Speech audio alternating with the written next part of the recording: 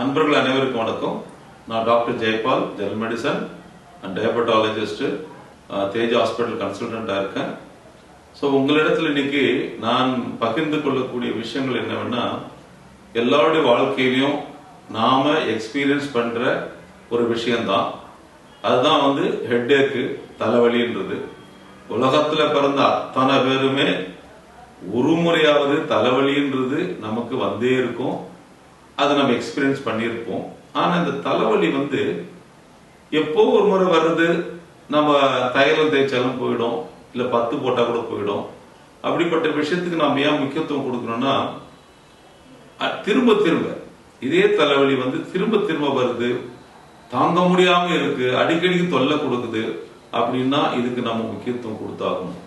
அதுக்கான காரணத்தை தெரியாம நம்ம ஏதோ ஒரு மருந்துகளை மருந்து கடையில போயிட்டு தலைவலி மாத்திரை வாங்கி போட்டா சரியாயிடும். கண்டிப்பா சரியாகும், அந்த நேரத்துக்கு சரியாகும்.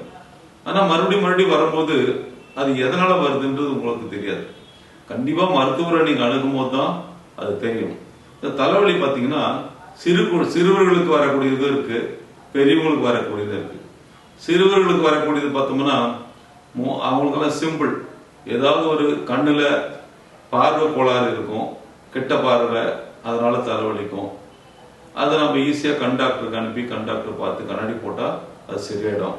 இல்ல அடிக்கடிக்கு அவங்களுக்கு கோல்டு பிடிக்கும், மூக்கு அடைச்சிக்கிடும், அந்த ஃபேஸ்ல சைனஸ் சளி கட்டிடும், அதனால தலைவலி வந்துடும். இஎன்டி டாக்டர் கிட்ட அனுப்பி இஎன்டி டாக்டர் பார்த்து சைனஸுக்கு ஹெட்டேக்கு ட்ரீட்மெண்ட் கொடுத்தா அது சரியாயிட போகுது. ரொம்ப ரேரா சின்ன பசங்களுக்கு மூளையில ஏதாவது கட்டி இருக்கும், அது டிபினால வரக்கூடிய கட்டி நம்ம நாட்டில் வெரி காமனா இருக்கும். மற்றபடி நீர் கட்டிகள் இருக்கும். இந்த மாதிரி சில காரணங்கள் அது ரொம்ப ரேர் தான். இது சிறுவர்களுக்கு வரக்கூடியது இருக்கு. சிறுவர்கள் பெரியவர்களுக்குன்னு யாருக்குன்னா வரக்கூடிய ஹெட்டேக் இருக்கு. அதை பார்த்தீங்கன்னா கண்ணுக்குள்ளேயே சில இன்ஃபெக்ஷன், அது கண்ணுடைய வெளிப்புறத்துல இல்லாம உள்புறத்துல அந்த யூவியா அப்படின்ற இடத்துல போயிட்டு யூவிஐட்டிஸ் அப்படின்னு வந்துடும். சில நிறைய வைரஸ் ஃபீவர்ல அது காமனா வரும். அதெல்லாம் சிவியர் ஹெட்டேக்கு, கண்ணெல்லாம் அப்படியே நமக்கு பேர்ந்து போற போல இருக்கும். ஸோ அதெல்லாம் நம்ம கண்டிப்பா மருத்துவர் அடிக்கு தான் நம்ம செக் பண்ணிக்கணும். பிபி அதிகமா இருக்குன்னு நம்ம எல்லாருக்கும் தெரியும். அது வேற பிபி அப்பரேட்டஸை பார்த்து கண்டுபிடிக்கிறது. அந்த கண்ணுல கிளக்கோமா அப்படின்ற ஒரு ப்ரெஷர் இருக்கு. அந்த ப்ரெஷர்னால ஹெட்டேக்கு சிவியரா இருக்கும், கண் பார்வையை பாதிக்கக்கூடியது. இதெல்லாமே டாக்டர் நீங்க அணுகும் போதுதான் அதுக்கான தீர்வு கிடைக்கும், ஈஸியா சரி பண்ணக்கூடிய விஷயங்கள். இது ஒரு பக்கம் இருக்கட்டும்.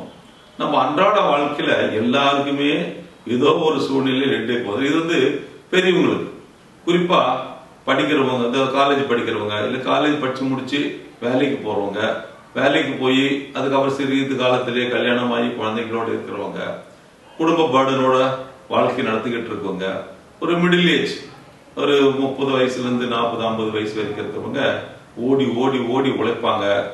அந்த மாதிரி உள்ளவங்களுக்கு அன்றாட வாழ்க்கையில இந்த மாதிரி ஹெட்டேக் சில பேருக்கு அடிக்கடிக்கு அவங்க நிறைய லீவ் போட்டுட்டு வேலைக்கு போக முடியாத அளவுக்கு அவங்களை தொல்லை குடிக்கக்கூடியதாக இருக்கும். அப்ப இந்த ஹெட்டேக்கு ஏன் வருது, எதுக்காக வருது, இதுக்கு என்ன தீர்வு பண்ணலாம் அப்படின்னு பார்த்தோம்னா, இதுக்கு பல வகையான ஹெட்டேக் இருக்கு. அதாவது காமனா வர்றது மைக்ரேன் கிளஸ்டர் ஹெட்டேக்னு சொல்றது. அது பார்த்தோம்னா ஒத்த தலைவலின்னு சொல்லுவாங்க. இது நிறைய பேருக்கு இருக்கும். அப்புறம் டென்ஷன் ஹெட்டேக்னு ஒன்று இருக்கு.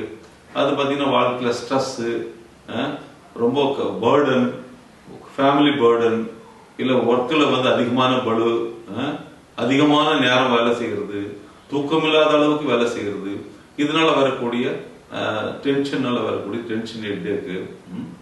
இது மாதிரி பல வகையான தலைவலிகள் இருக்கு. ஆனா எல்லாருக்குமே தலையில தான் வலிக்கும். அதோட காரணங்கள் பலவையாக இருந்தாலும் அவங்களுக்கு தலைவலின்னு வரும்போது தலையில தான் வலிக்கும். அப்போ இந்த ஏக் பாத்தீங்கன்னா, ஒரு கால் வலிக்குதுன்றதுக்கு லெக் பெயின் அப்படின்னு சொல்றோம். ஆனா தலைவலிக்கு மாத்திரம் ஹெட் ஹேக் அப்படின்னு சொல்றோம். வித்தியாசம் பாத்தீங்களா? இதுக்கு மட்டும் ஹேக் அப்படின்னு சொல்றோம். ஆனா அதே ஒரு கை கால் வலிச்சா பெயின் அப்படின்னு சொல்றோம். அப்போ இது பெயின் கிடையாது, ஹெட் ஏக். காரணம் தலையில ஃபுல்லாவே வலிக்கிற பழக்கம், எந்த இடத்துல வலிக்குதுன்னு ஒரு இடத்துல நம்ம கண்டுபிடிக்க முடியாது. அதனாலதான் வந்து ஹோல் ஹெட்டே வந்து வலிக்கிறதுனால இது ஹெட் ஏக் அப்படின்னு நம்ம சொல்றோம். அப்போது பாருங்க, இதுக்கான காரணங்களை நம்ம இப்ப பார்ப்போம். இப்போ வந்து நம்ம சொன்னோம் அன்றாட வாழ்க்கையில நிறைய பேருக்கு ஹெட் ஏக் வருதுன்னு சொல்லிட்டு. இதுக்கு மெயின் காரணமே வந்து ஸ்ட்ரெஸ்ன்னு சொன்னோம். பளு, ஒர்க் பளு, டார்கெட் அச்சீவ் பண்ணாது இருக்கிறது, எக்கனாமிக்கல் ப்ராப்ளம்ஸ், இப்படி எது ஒன்றா இருக்கட்டும். ஆனால் எப்படி சமாளிக்கிறது? நம்மளும் வாழ்ந்து ஆகணும். ஹெட்டேக் வந்தாலும் சரி பண்ணணும், ஹெட்டேக் வராமலே தடுக்கணும். இப்போ இந்த மைக்ரேன் ஹெட்டேக்ன்றது தான் வெரி வெரி காமன். இது உலகம் போல எல்லாரும் நாடுகளிலும் பரவி இருக்குது. அதுலயும் குறிப்பா வளர்ச்சி அடைகின்ற நாடு, நல்லா படிச்சு கிடிச்சு நல்ல வேலையில் இருக்கிறவங்க தான் இது அதிகமாக கூடவே வரும். இது வந்து வர்றதுக்கான காரணம் பார்த்தீங்கன்னா, சில நேரங்களில் வந்து தூக்கம் இருக்காது, இல்லை வந்து தூங்க நேரத்தில் திடீர்னு ஏதாவது ஒரு ஒரு ஃபோன் கால் வந்து எழுந்துடுறோம், உடனே வந்து அது ஹெட்டேக் வந்துட்டு அதிகமாகி போடும். நேரத்துக்கு சாப்பிட முடியாமல் இப்போ முடிச்சிடலாம் அப்புறம் முடிச்சிடலாம் அப்படி வேலை பார்த்துக்கிட்டே இருப்பாங்க. சாப்பாட்டு டைமை நீட்டி போடுவாங்க. அப்போ இந்த ஹெட்டேக்கு வந்துடும். பெண்களுக்கெல்லாம் பார்த்தீங்கன்னா மென்சுரஸ் டைமில் இந்த மாதிரி ஹெட்டேக் வந்துடும். அது வந்து ஹார்மோன் ஹெட்டேக்குன்னு சொல்லுவோம். அப்போ இந்த மென்சுரஸ் டைம்ல வரக்கூடிய ஹெட்டேக்கும் இது மருத்துவ ரீதியா சரி பண்ணிக்கலாம், ஒன்றும் பிரச்சனை கிடையாது. இது அது ஒரு ஸ்ட்ரெஸ் தான். பெண்களுக்கு வந்து மென்சஸும் ஒரு ஸ்ட்ரெஸ்ஸான ஒரு நேரம் தான், அது ஒரு ஹெட்டேக் தான். இப்போ பிபினால வரக்கூடிய ஒரு ஹெட்டேக் இருக்குது. அது ப்ரெஷர் அதிகமானாலும் ஹெட்டேக் வரும். ஆனால் தெரியாது அவங்களுக்கு. ஏதோ ஹெட்டேக்னு தலைவலி மாத்திரை போட்டுப்பாங்க, கடைசியில் செக் பண்ணி பார்த்தோம்னா ஹை பிபியா இருக்கும்.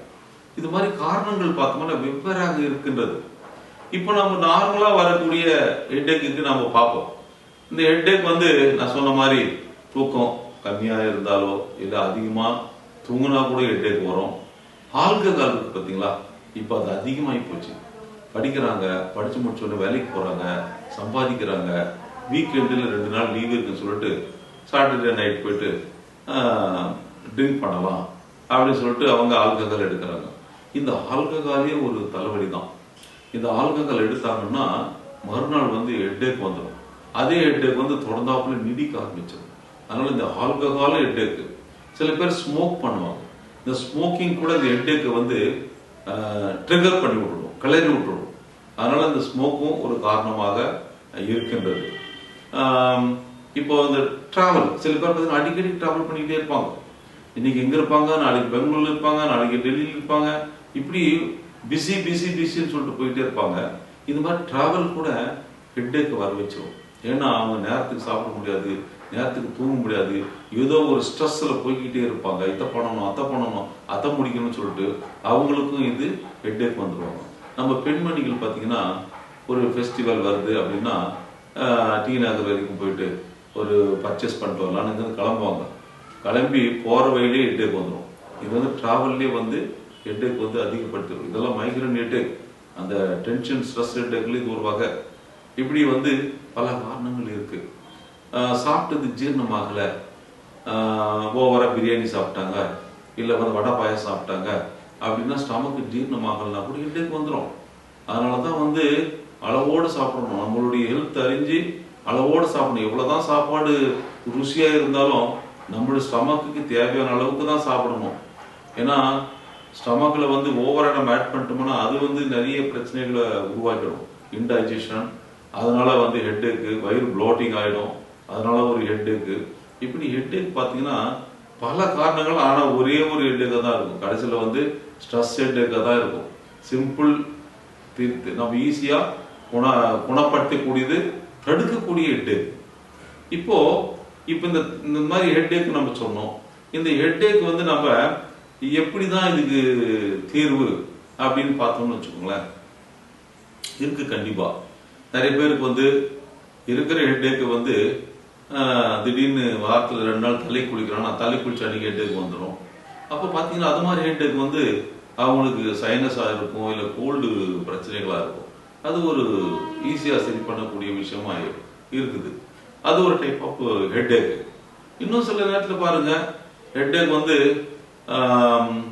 நைட்டில் வந்து தூங்கிட்டே இருப்பாங்க, நல்லா தூங்கிட்டே இருக்கும்போது நடுவில் ஏதோ ஒரு கனவு வந்து பயங்கரமான கனவு வந்து ஏஞ்சிக்கிடுவாங்க.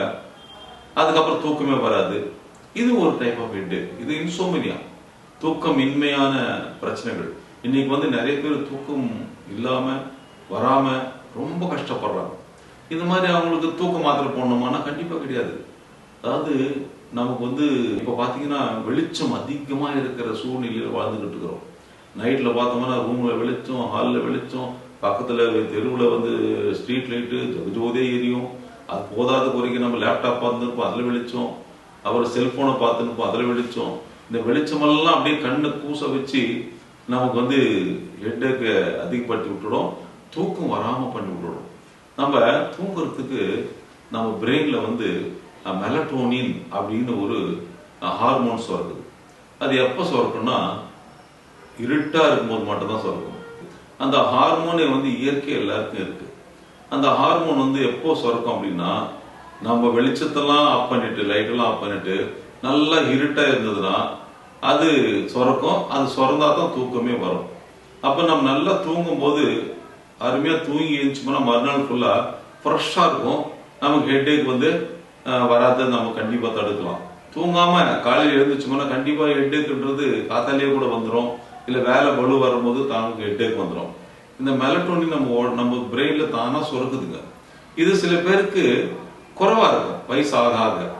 அப்போ அவங்களுக்கு வந்து இந்த மெலட்டோனின் ஒரு விட்டமின் தான். அதை வந்து நம்ம கொடுக்கும்போது நைட்ல எடுத்துக்கிட்டே வந்தோம்னா அதுவே வந்து அவங்க நாளடைவில் அருமையான தூக்கம் வந்துடும். அவங்களுக்கு தூக்க மாத்திரை கொடுக்கணுன்ற அவசியங்கள்லாம் கிடையாது.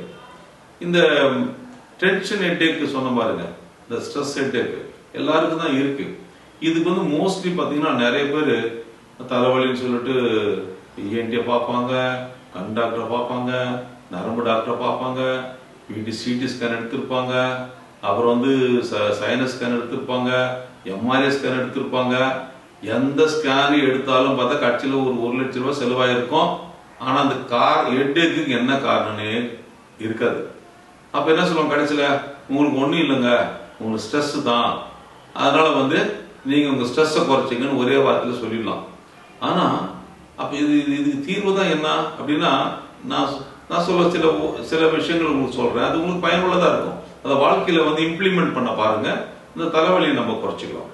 பிடிச்சமான விஷயத்த பண்ணுங்க, பிடிக்காத விஷயத்த கண்டிப்பா பண்ணாதீங்க. சில பேர் வந்து நமக்கு திடீர்னு கிராஸ் ஆவாங்க. ஆனா அவங்க தேவையில்லாத பேசிட்டு இருப்பாங்க. இதெல்லாம் நீங்க உள் வாங்கிக்கிட்டு அதெல்லாம் யோசனை பண்ண ஆரம்பிச்சீங்கன்னா உங்க தலையா கண்டிப்பா தலைவலிக்கும். இந்த நம்ம கேதர் பண்ற விஷயங்கள் எல்லாம் நம்ம வாழ்க்கையில வந்து பயன்படுத்தக்கூடியதா இருக்கணும். பயன்படுத்த முடியாதெல்லாம் எல்லாத்தையும் மண்டியில போட்டுக்கிட்டு அதுக்கு வந்து தீர்வு காண முடியாது.